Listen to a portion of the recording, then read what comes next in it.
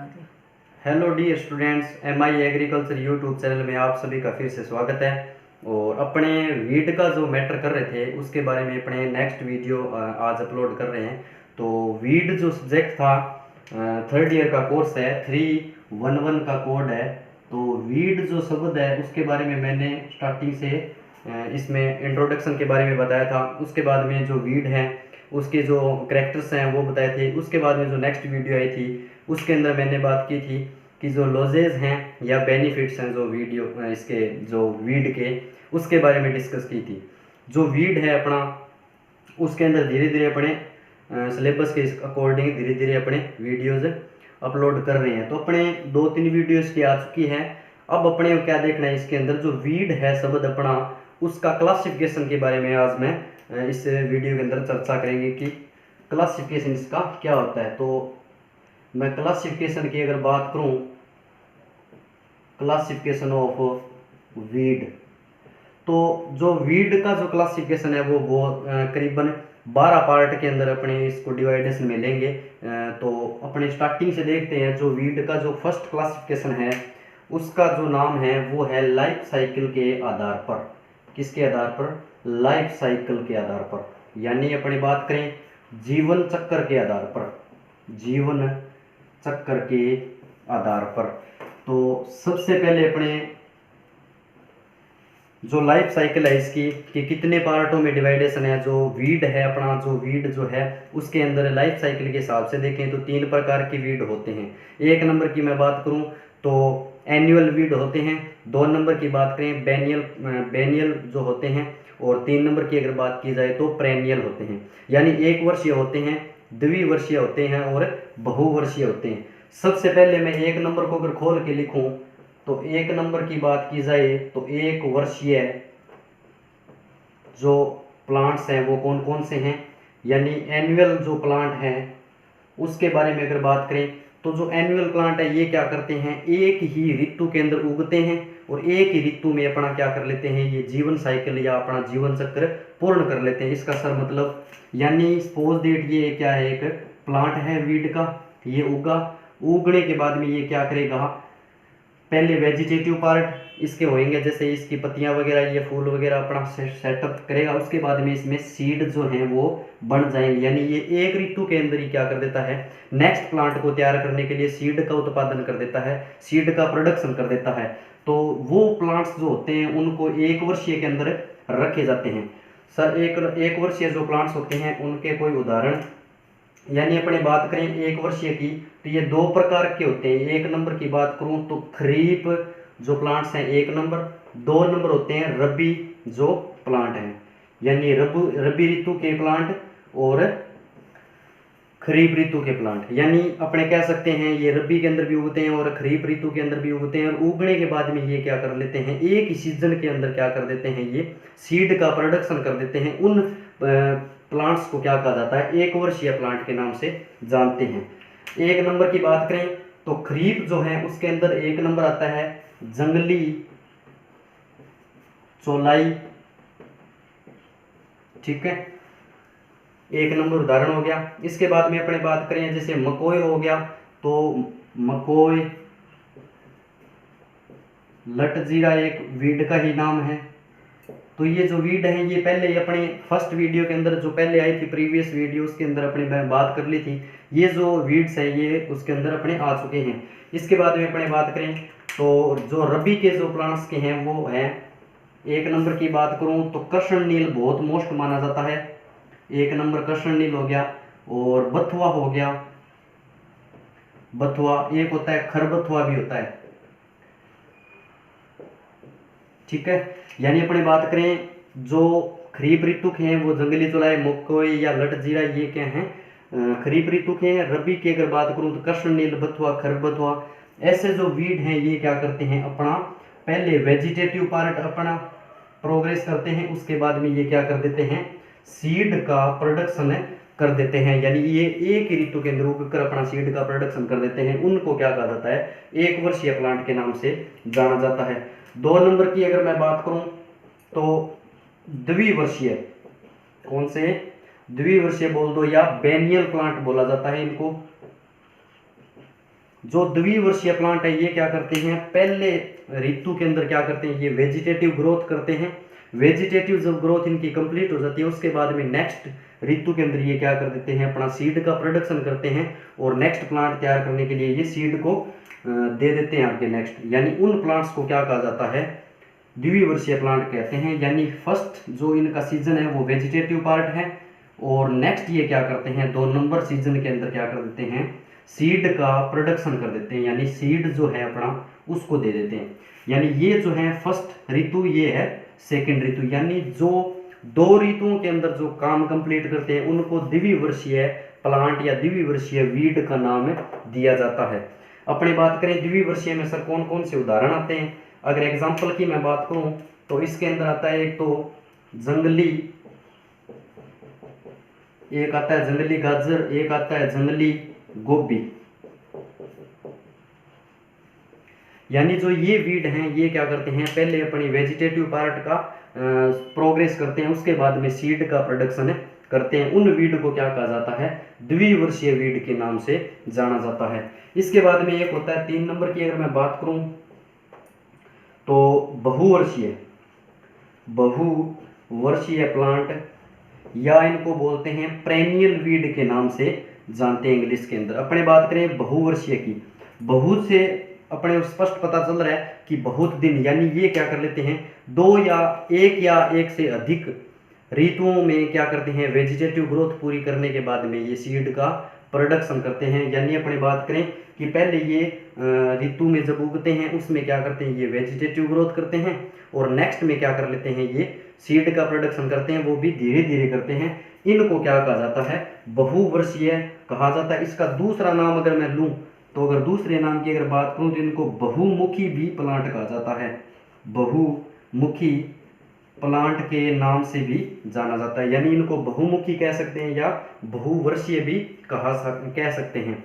बहुवर्षीय वो प्लांट है जो अपने क्या कर लेते हैं, 2 या 2 से अधिक क्या कर लेते हैं, ये जो ऋतुओं के अंदर क्या है, सीजन्स के अंदर क्या है, ये अपना प्रोडक्शन करते हैं सीड का। इनके जो मोस्टली अगर उदाहरण की मैं बात करूं तो एक तो होता है हिरणखुरी, हिरणखुरी एक सभी ने सुना हुआ है, दूब जो घास होती है अपनी, दूब घास। एक हो गया मकोए।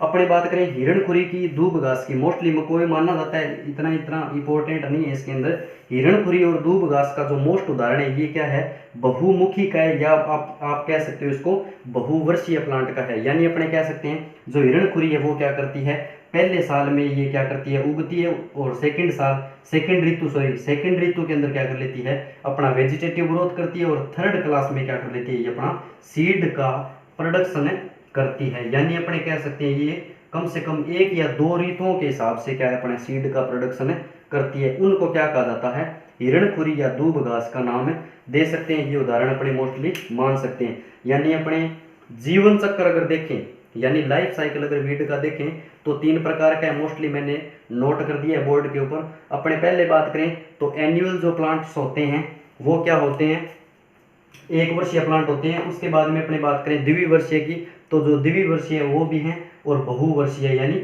2 या 2 से अधिक क्या कर लेते हैं, ये अपने ऋतुओं के अंदर सीड का जो है प्रोडक्शन का काम करते हैं। तो ये मोस्टली उदाहरण हो चुके हैं, ये धीरे धीरे आप अपने नोट्सों के हिसाब से बढ़िया तरीके से कवर कर सकते हैं।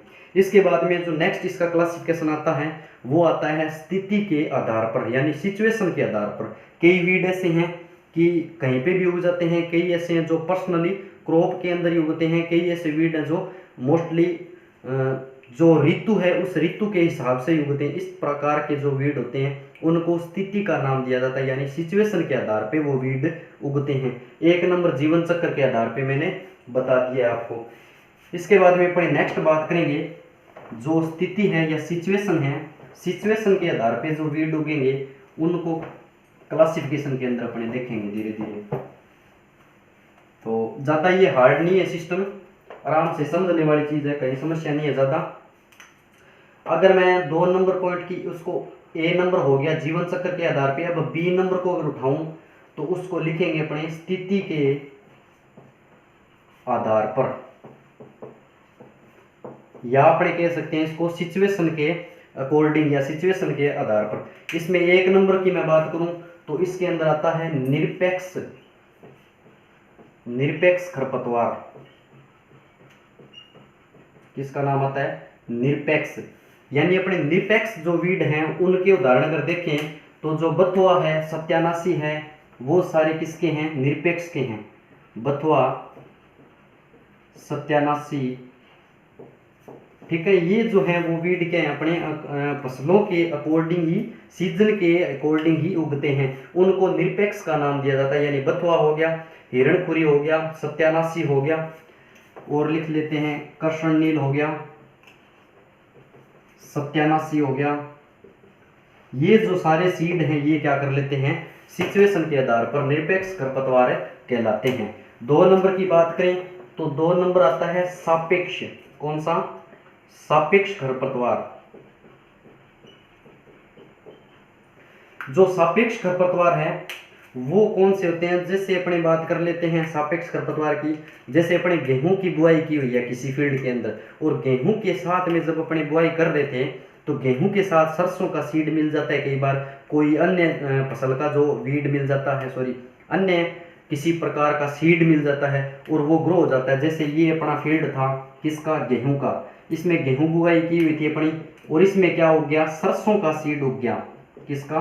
सरसों का। अब देखो अपने गेहूं का जो फील्ड था, सरसों का कोई काम नहीं है, सरसों का एक सीड मिला और उत्पादन उसने क्या कर दिया? सीड का ज्यादा कर दिया। यानी एक सीड से कम 150-200 सीड उसने एक पौधे ने तैयार कर दिया, और वो सीड क्या हो जाएंगे? अपने नेक्स्ट जो क्रॉप है उसके अंदर मिल जाएंगे, यानी सीड उसके अंदर मिल जाएंगे, तो वो एक प्रकार से खरपतवार ही माना जाता है। यानी अपनी जो मुख्य फसल थी गेहूं, उसके साथ ये सरसों का सीड मिल गया, हालांकि इसको अपने कोई काम नहीं लेना, ठीक है ना, अपने ये काम आना, ये क्या कर देगा? अपने अलग जो आगे सीड रखेंगे कल को, तो उसके अंदर उसने और ज्यादा नुकसान कर दिया। इस प्रकार के जो हैं सिचुएशन, वो वीड का नाम ही दिया जाता है उनको। क्या किया? हालांकि आप कह सकते हो कि सर सरसों कोई वीड थोड़ी है, हाँ बिल्कुल वीड नहीं है, पर वो क्या काम किसका कर रहा है? वीड का ही कर रहा है, इसलिए उसको सापेक्ष खरपतवार। उदाहरण मैं यहाँ पे लिख रहा हूँ, जैसे कोई गेहूं के साथ या गेहूं की जो फील्ड है उसके फील्ड के अंदर अपने सरसों का पौधा अगर लग जाए तो उसको क्या कहा जाता है? सापेक्ष खरपतवार का नाम दिया जाता है, सापेक्ष खरपतवार। इसके बाद में अपने बात करें 3 नंबर की, मैं बात करूं अवांछित। अवांछित अपने कह सकते हैं, जैसे 3 नंबर अवांछित है, यानी अपने बात कर रहे थे यानी सिचुएशन के आधार पर। तो निरपेक्ष और सापेक्ष तो समझ गए। अवांछित क्या होता है? अवांछित मैं समझा दूं आपको पहले। जो अपने सपोज दैट ये फील्ड है अपना, इस फील्ड के अंदर क्या किया? अपने कोई भी वैरायटी बोई किसी भी प्रकार की, यानी अपने गेहूं की वजह से सोनालिका बोई, किसकी? सोनालिका की वैरायटी की बुआई की, उसके साथ अन्य किसी किस्म का, यानी गेहूं के फील्ड का अन्य किस्म का कोई भी अन्य किस्म का जो सीड है उसके साथ मिलकर उसके साथ उग जाता है, उसको क्या कहा जाता है? अवांछित खरपतवार या अवांछित वीड का नाम दिया जाता है। समझ गए? यानी अपने कह सकते हैं, इसका उदाहरण अगर देखें, जैसे गेहूं की अपने कोई बात करें तो गेहूं की अगर सोनालिका वैरायटी की अगर बात करें, सोनालिका में किसी अन्य किस्म का पौधा उगना, यानी अपना जो खेत था उसके अंदर अपने बुआई की थी सोनालिका वैरायटी की, सोनालिका वैरायटी के अंदर क्या हो गया? किसी अन्य सीड, अन्य किस्म का सीड, यानी गेहूं का ही अन्य सीड, अन्य वैरायटी का उग गया, उसको क्या कहा जाता है? अवांछित का नाम दे सकते हैं। उदाहरण के रूप में मैं बात कर लूं, गेहूं जो है अपनी सोनालिका की बुआई की थी, उसके साथ सपोज डेट कल्याण सोना का क्या हो गया? कल्याण सोना जो एक वैरायटी है, उस वैरायटी का सीड उग गया, तो अपने क्या हो गया? 2 वैरायटी होगी एक ही फील्ड के अंदर, उसको अपने एक प्रकार से अवांछित वीड का नाम दे सकते हैं। नेक्स्ट अगर बात करें, एक होता है स्वैच्छिक, यानी 4 नंबर स्वैच्छिक, स्वैच्छिक वीड अपने कह सकते हैं। जो वॉल्यूलेटर जो वीड होते हैं उनको स्वैच्छिक वीड का नाम दिया जाता है। वॉल्यूलेटर सर क्या होता है? जो स्वैच्छिक वीड, यानी अपने कोई फसल उगाई अब की सीजन में, जैसे अब जैसे मूंगफली की बुआई की हुई है और अपने उसकी उखाड़ भी लिया उसको, ठीक है।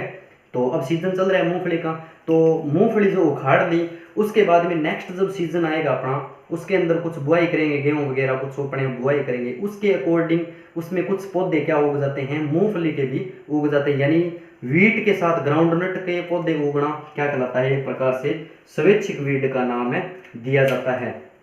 यानी जो पहला अपना सीजन था, पहले सीजन की कोई भी क्रॉप अपने उगाई हुई थी, वो क्रॉप नेक्स्ट अगले फील्ड के अंदर उग जाए तो वो अपने नुकसानदायक है। जैसे अपने गेहूं बुआई करेंगे अब, और गेहूं के अंदर पिछले वाले सीड अगर मूंगफली वहां पे पड़ी हुई है तो उसको पानी वगैरह, टेम्परेचर वगैरह, सोइल वगैरह बढ़िया तरीके से मेंटेन मिलेगी, मिलते ही वो सीड क्या होएगा, गेहूं के साथ ग्रो हो जाएगा।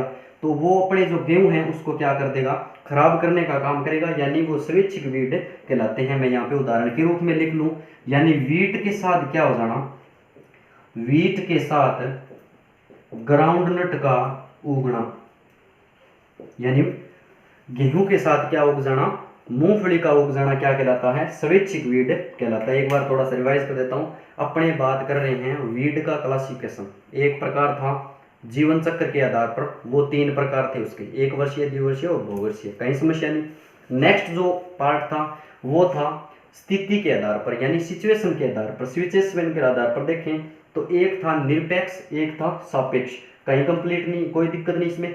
स्वैच्छिक और अस्वैच्छिक, यानी अवांछित कह सकते हो, अस्वैच्छिक कह सकते हो। अवांछित वीड वो होता है जिसमें किसी भी किस्म का अन्य किस्म का सीड उग जाना। स्वैच्छिक क्या होता है, पहले सीजन की क्रॉप नेक्स्ट सीजन के जो क्रॉप है उसके साथ उग जाना क्या कहलाता है, स्वैच्छिक वीड का नाम दे सकते हैं।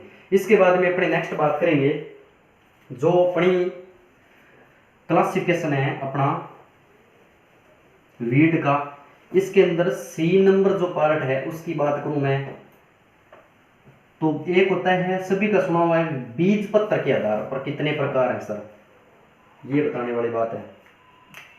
तो ए नंबर हो गया, बी हो गया, अब सी नंबर की मैं बात कर रहा हूं, और सी नंबर पॉइंट जो है अपना वो है बीज पत्र के आधार पर, बीज पत्र के आधार पर, यानी अपने कह सकते हैं जो सीड है उसके सिचुएशन के आधार पर अपने बात कर सकते हैं। इसमें 1 नंबर आता है एक बीज पत्री, कौन सा आता है, एक बीज पत्री, और 2 नंबर जो कंडीशन आती है वो होता है द्विबीज पत्री।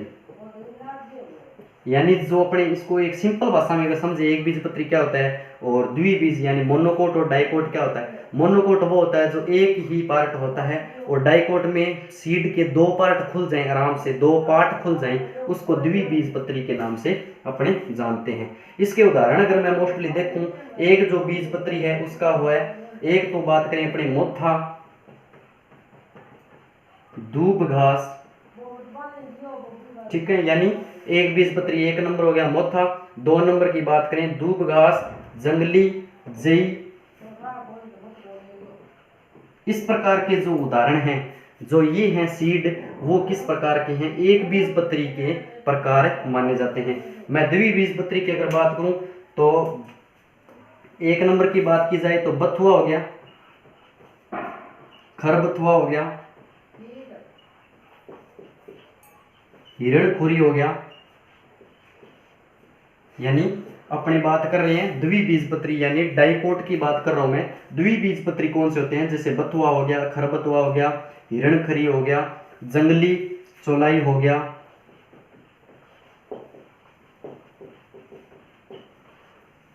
तो ये जो वीड हैं ये क्या हैं, द्विबीजपत्री के नाम से जाने जाते हैं। जो एक बीजपत्री है वो है मोथा, दूब घास, जंगली जई, और जैसे प्याजी वगैरह भी इसके अंदर आती है, प्याजी, ठीक है। इस प्रकार के जो उदाहरण है वो एक बीजपत्री के उदाहरण हैं। और द्विबीजपत्री कौन से हैं, जैसे बथुआ और खरबथुआ, हिरणखुरी, जंगली चौलाई जो हैं वीड, वो क्या है, द्विबीजपत्री के नाम से जाने जाते हैं। यानी अपने बीजपत्र के आधार पर अगर मैं बात करूं तो 2 प्रकार होते हैं।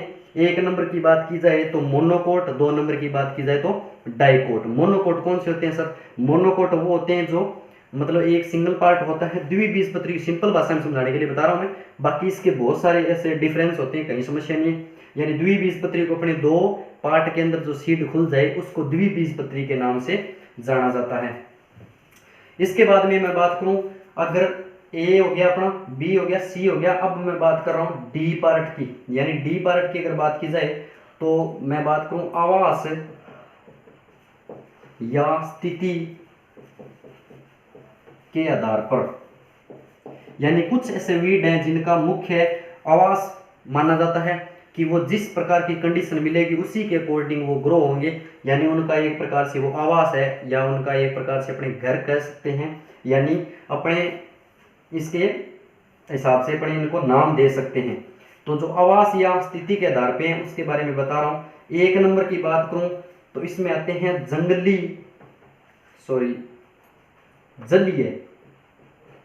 कौन से, जलीय खरपतवार।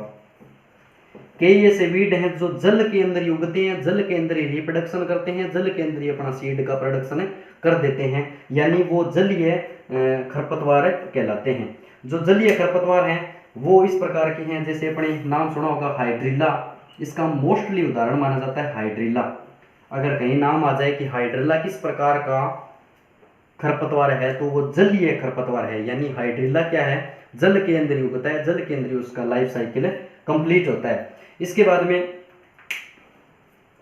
कुछ ऐसे वीड हैं, जैसे मैं बात करूं डूबे हुए, यानी कुछ ऐसे वीड हैं जो पानी के अंदर डूबकर ही अपना रिप्रोडक्शन करते हैं, उसके अंदर ही ग्रो होते हैं, वो प्रकार हैं उसके। जैसे अपने बात करें टाइफा एक प्रकार है, टाइफा एक उदाहरण है डूबा हुआ का। 2 नंबर की अगर सेकंड पार्ट की, थर्ड नंबर की बात करूं मैं, थर्ड नंबर अगर देखें तो फ्लोटिंग प्रकार के भी होते हैं। फ्लोटिंग यानी कुछ तैरने वाले, कई बार देखा नहीं का नहर जो होती है अपनी, जैसे राजकनाल वगैरह अपने जैसे नहर है, या पानी जैसे तालाब तुलब है, उसके अंदर जो वीड है, कुछ पत्तियां वगैरह हरी रहती है, ग्रीन कलर की, बढ़िया तरीके से वो अपने तैरती रहती हैं, वो जो वीड हैं वो क्या है, फ्लोटिंग प्रकार के कहलाते हैं। जैसे अपने इसका फ्लोटिंग का एक नंबर बताऊं तो बहुत बड़ी समस्या है इस प्रकार की, पानी की सबसे बड़ी समस्या खरपतवार कौन सा, जलकुंभी। कौन सा, जलकुंभी, यानी फ्लोटिंग प्रकार का है ये जलकुंभी, यानी ये तैरने का काम करता है, तैर कर क्या रहता है अपना जीवन साइकिल अपना उसी पानी के ऊपर कंप्लीट करता है। जलकुंभी फ्लोटिंग प्रकार का माना जाता है। अगर सबसे पहले अपने देखें तो अगर राजस्थान की अगर मैं बात करूं तो राजस्थान में जो बात करें तो राजस्थान में उदयपुर अपना सुना हुआ है सभी का, उदयपुर के अंदर झील के अंदर बहुत बड़ी समस्या ये किसकी, जलकुंभी की, बिल्कुल। यानी अपने राजस्थान की बात करूं तो उदयपुर के अंदर जो झीलें वगैरह हैं, उदयपुर में ये जलकुंभी बहुत पर्याप्त मात्रा में मिल जाएगी, अपने को कोई समस्या नहीं है। इसके बाद में अपनी बात करें अगर आवास के आधार पे, एक नंबर था जलीय खरपतवार, 2 नंबर की अगर बात करूं तो रेगिस्तान।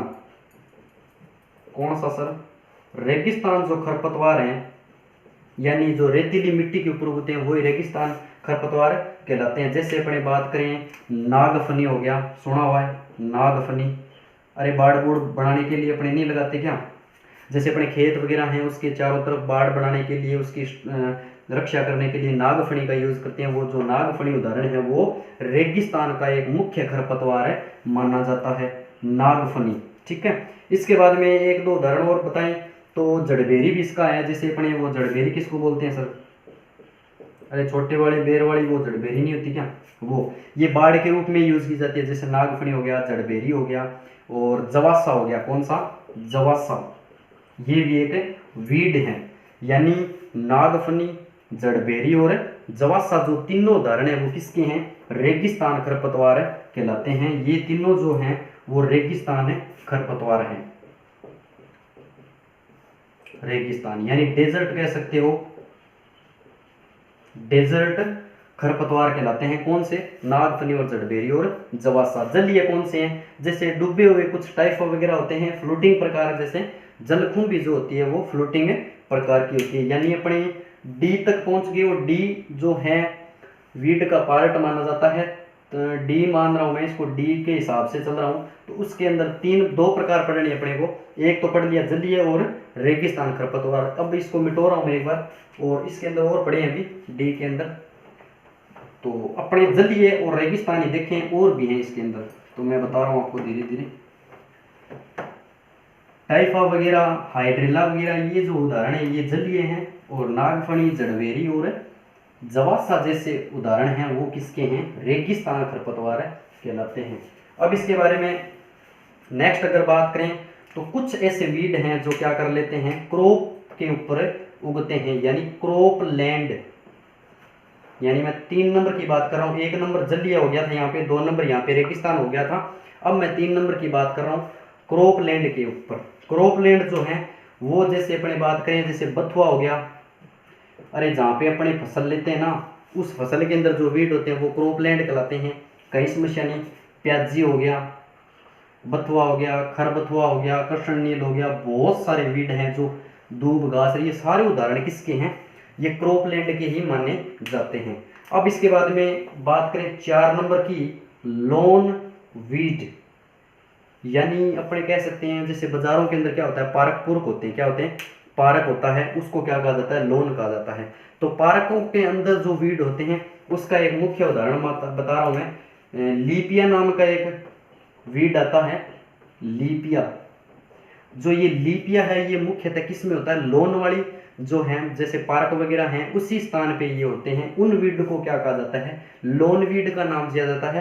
क्रॉप वीड कौन से हो गए, जो क्रॉप के अंदर मुख्यतः उगते हैं वो क्रॉप लैंड के हिसाब से हो गए। 5 नंबर की अगर मैं बात करूं तो ग्रास लैंड, यानी जहां पे घास वगैरह अपने दूब घास या बनाते हैं बढ़िया तरीके से पार्क वगैरह, या तो एक आता है वेरनिया, वेरनिया, एक आता है रूमेक्स। ये जो वीड हैं ये क्या हैं, ग्रास लैंड के अंदर उगते हैं, जहाँ पे ग्रास उगता है या घास वगैरह उग जाता है, उसके साथ में वेरनिया नाम का या रूमेक्स नाम के वीड उगते हैं।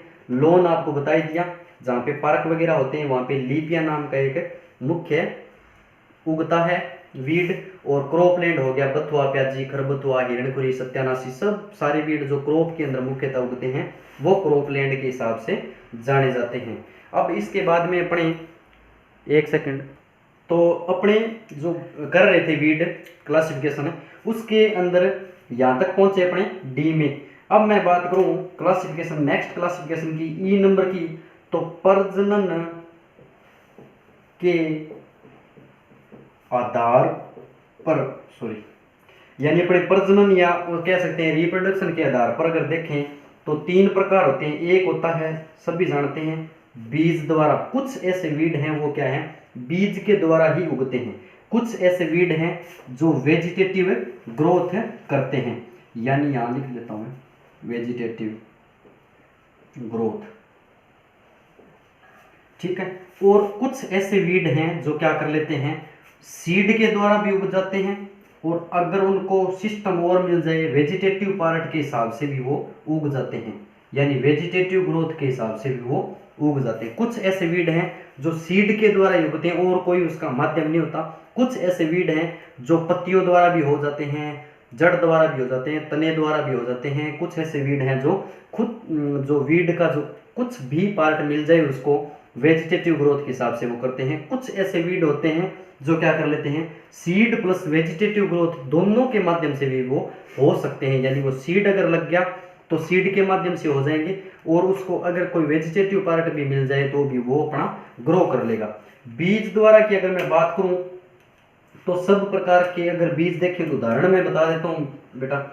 1 नंबर की बात करें जैसे बथुआ हो गया, प्याजी हो गया, सत्यानाशी हो गया, जो इस प्रकार के जो वीड हैं ये क्या हैं, ये सीड के द्वारा होते हैं। देखो बथुआ तो देखा ही वैसे भी, कहाँ बथुए का प्लांट होता है, ठीक है, सीड लग जाता है, सीड लगने के बाद में वो ओनली फॉर क्या कर लेता है, नेक्स्ट प्लांट बढ़ाने के लिए सीड का माध्यम ही यूज करता है। इस प्रकार के प्लांट बीज द्वारा तैयार होते हैं, यानी बथुआ हो गया, प्याजी हो गया, सत्यानाशी हो गया, 1-2 उदाहरण और दे दूं जैसे कृष्ण नील हो गया, ठीक है। इस प्रकार के जो उदाहरण हैं वो क्या हैं, सीड के द्वारा ही उगते हैं। कुछ ऐसे वीड हैं जो जड़ के द्वारा होते हैं, तो जड़ के द्वारा की अगर बात की जाए जड़ द्वारा, तो जड़ द्वारा हिरणखुरी का नाम आता है, हिरणखुरी, ठीक है। कुछ ऐसे हैं जो रनर्स के हिसाब से उगते हैं, यानी सकर्स मान लो या जड़ी बूटी ऐसे साइड वाली पत्ती मान लो, तो रनर्स के हिसाब से दूब घास का नाम आता है। दूब घास की अपने कहते नहीं है क्या कि यहाँ से उखाड़ दोगे तो डाल देते हैं अपने, वहीं ग्रो हो जाती है वो। तो यानी वो वेजिटेटिव, उनको सीड लगाने की जरूरत नहीं है उनको, यानी रनर्स के हिसाब से दूब घास से हो जाती है। इसके बाद में अपने बात करें, एक होता है कंद द्वारा। कंद कौन सा होता है? 3 नंबर की अगर मैं बात करूं, कंद द्वारा, कंद द्वारा जो मोथा है अपना वो हो जाता है। कई बार अपने घरों के अंदर भी देखते हैं जो मोथा का पौधा होता है, 2 पत्तियां होती है ऐसे, देखा है अपन, उसको क्या कर लेते हैं ऊपर से कटिंग करते चलते हैं, कटिंग करते चलते हैं, हालांकि वो कभी भी खत्म नहीं होता। क्यों नहीं होता सर? उसके अंदर क्या पाई जाती है? एक राइजोम की एक गांठ पाई जाती है, राइजोबियम की जैसी ब्लैक कलर हल्के गुलाबी रंग की एक गांठ पाई जाती है। जब तक उस प्लांट का अपने वो गांठ नहीं निकालेंगे तब तक उस वीड को अपने खत्म उस एरिया से नहीं कर सकते, यानी जो कंद है उसका वो नहीं निकालेंगे तब तक वो मोथा वहां से नहीं हटेगा। अब जैसे घरों के अंदर उगे होते हैं, जैसे पानी पूनी ज्यादा रहता है, वहां कंडीशन के अंदर देखें तो मोथा उगा होता है, उसके अंदर नीचे जो कंद है वो तब तक नहीं निकालेंगे जब तक अपने उसको प्लांट्स को खत्म नहीं कर सकते। एक होता है परकंद। क्या होता है? यहाँ पे लिखना बेटा एक बार, 4th नंबर की मैं बात करूं, परकंद। परकंद की अगर बात की जाए, जो अपनी बात करें परकंद, तो कांस वगैरह जो उदाहरण होते हैं, वो जो उदाहरण है वो क्या है? इससे परकंद के हिसाब से उगते हैं, यानी कांस, ये मोस्ट उदाहरण है। तो वेजिटेटिव ग्रोथ जड़ द्वारा कौन सा? हिरणखुरी। ठीक है, 1 नंबर बात कर लिए। रनर्स द्वारा यानी दूब घास, रनर्स यानी रनर्स में चलना, यानी इनकी जो शाखाएं चलती हैं उसी के हिसाब से आगे दूब क्या कर लेती है, नेक्स्ट प्लांट तैयार कर लेती है, उसको उखाड़ के अपने दूसरी जगह लगाएंगे तो वो अपना काम तैयार कर लेगी, कहीं समस्या नहीं है, यानी दूब घास हो गया। कंद द्वारा मैंने बताया जो मोथा है उसके बारे में, परकंद जो है वो कांस द्वारा। अब देखो कुछ ऐसे वीड हैं तो वो क्या कर लेते हैं, जैसे ये प्लांट है अपना, इस पे सीड लगेंगे, प्लस में यहाँ पे कोई जड़ है या तना है, यहाँ पे जड़ है, तो इसी के माध्यम से हो सकते हैं, टहनी के माध्यम से भी हो सकते हैं, तने के माध्यम से भी हो सकते हैं, सीड के माध्यम से भी हो सकते हैं। उन दोनों को मिलाना क्या कहलाता है? सीड प्लस वेजिटेटिव ग्रोथ कहलाता है। यानी सीड से भी उग सकते हैं या अन्य कोई भी पौधे का, प्लांट का कुछ भी पार्ट मिल जाए उससे भी ग्रो हो जाते हैं, उनको क्या कहा जाता है? एक बार मिनटों बेटा यहाँ से, यानी अपने बात कर लेते हैं सीड प्लस वेजिटेटिव ग्रोथ, यानी दोनों के माध्यम से हो जाए, उनके उदाहरण मैं बता रहा हूं। तो 1 नंबर की अगर बात करें तो मोस्टली उदाहरण यही है। 1 नंबर हिरणखुरी हो गया, हिरणखुरी सीड से भी हो जाता है। ठीक है, दूब घास हो गया। अब दूब घास के ऊपर देखा होगा कभी आपने, खेतों वगैरह में जाते हैं तब, तो सीड लगा होता है, तो सीड उगाएंगे तो भी उग जाएगा, और रनर्स अगर उसकी टहनी लगाएंगे तो भी वो उग जाएगा, यानी दोनों माध्यम से उग जाएगा वो।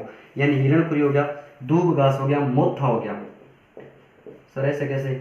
यानी जो मोथा है, यहाँ तो कंद बताया था आपने, बिल्कुल बताया था, कंद के द्वारा भी हो जाएगा वो, कहीं समस्या नहीं है। अगर कंद लगाएंगे, उसकी गांठ लगाएंगे तो वो भी उग जाएगा, प्लस में उसका जो ऊपर का जो सीड आएगा उसके अकॉर्डिंग भी उगाएंगे तो वो भी वो उग जाएगा। यानी अपने हिरणखुरी, दूब घास, मोथा और कांस, ये इस प्रकार के उदाहरण हैं जो इसी के अंदर भी काम आते हैं और इस दोनों के माध्यम से भी वो उग सकते हैं।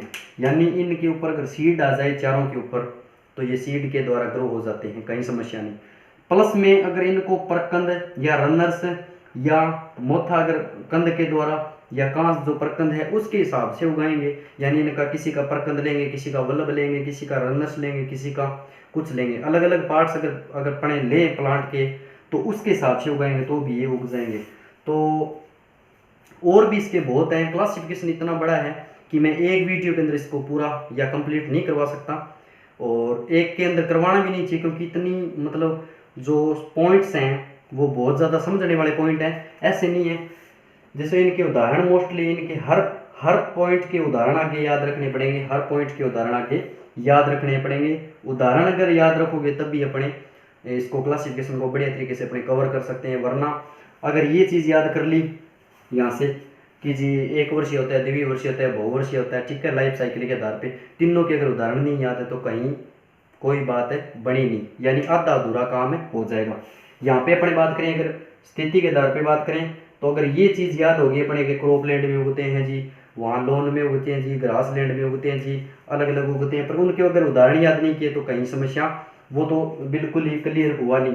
अब अपने याद कर लेते हैं प्रजनन के आधार पे, बीज द्वारा होता है जी, वेजिटेटिव पार्ट के आधार पे भी होता है और सीड और वेजिटेटिव के आधार पे भी होता है, तो तीनों याद होगी। पर इनके अगर उदाहरण नहीं याद है तो ये आधा अधूरा काम हो गया। तो इनके उदाहरण बढ़िया तरीके से, जिसका उदाहरण जिस पॉइंट के अंदर है उसी का आप अकॉर्डिंग टू सिलेबस के हिसाब से पढ़ देख लेना। क्लासिफिकेशन मोस्ट इंपॉर्टेंट है, पहले बता रहा हूँ मैं, ठीक है। तो ये जो पॉइंट हैं ये इसके उदाहरण बढ़िया तरीके से कवर करने हैं। नेक्स्ट जो वीडियो है उसके अंदर अपन नेक्स्ट क्या कर लेंगे, इसको क्लासिफिकेशन को बढ़िया तरीके से कवर कर लेंगे। और पीछे जो वीडियोस आई है अपनी, प्लीज़ उनको यार इधर उधर देखो। अब सारे मेहनत कर रहे हैं तो कहीं ये नहीं है कि चलो टीचरों का ही काम है, अपने तो कोई काम ही नहीं है। मैंने पहले वीडियो में भी एक बार मैं बोला था, अब करीबन 25-30 वीडियो आ चुकी है आपके पास, पर कोई वो मतलब नहीं है। 4 जने देख लेते हैं, 6 जने देख लेते हैं यार। क्लास के अंदर आप 60-60 स्टूडेंट्स हो, ठीक है, और 4-4, 5-5, 10-10, 15-15 जने देख रहे हो, तो कहीं जो पीछे वाले बच्चे वो मेरे को समझ में नहीं आ रहा कि वो पढ़ना चाहते हैं कि नहीं चाहते। तो आप प्लीज़ कहना मानो कि अपने जिस अकॉर्डिंग जो सिलेबस चल रहा है, अब देखो कोरोना जैसी महामारी तो आगे कोई बात नहीं, जब पेपर होंगे तब क्या होगा। अब आप ये सुन लो, पेपर होंगे तब ये वीडियोस काम में आ जाएगी आपके। कोई भी नहीं खोल के बताएगा, मैं पहले कह रहा हूँ, कोई भी टीचर नहीं बताएगा, किसी को भी टाइम नहीं होगा। एग्ज़ाम होएगा उस दिन होएगा ना, तो ये चीज़ें पढ़ने को मिलेगी। तो आप कईयों के दिमाग में ये है कि जी उस दिन देख लेंगे सारी वीडियो, तो उस दिन कैसे देख लोगे। एक वीडियो देखोगे, 5 देखोगे, 7 देखोगे, सारा अब बढ़िया तरीके से जो सिलेबस चल रहा है उसके अकॉर्डिंग नोट्स बना लो, कहीं समस्या नहीं है। तो नेक्स्ट वीडियो में अपने इस क्लासिफिकेशन को कंप्लीट करेंगे। उसके बाद में जो अपना वीड है उसके अंदर देखेंगे कि कंट्रोल किस प्रकार करते हैं इनका। वीड का कंट्रोल 3 प्रकार से होते हैं मोस्टली, तो वो देखेंगे, जैसे मैकेनिज्म हो गया, ठीक है। उसके बाद में अपने केमिकल से कंट्रोल करते हैं, और जैविक विधियाँ भी कुछ होती हैं। तो इस प्रकार के जो सिस्टम है आप बढ़िया तरीके से कवर करते चलो, कहीं समस्या नहीं आएगा के एग्ज़ाम के अंदर। तो बहुत बहुत धन्यवाद, बेस्ट ऑफ लक, ठीक है।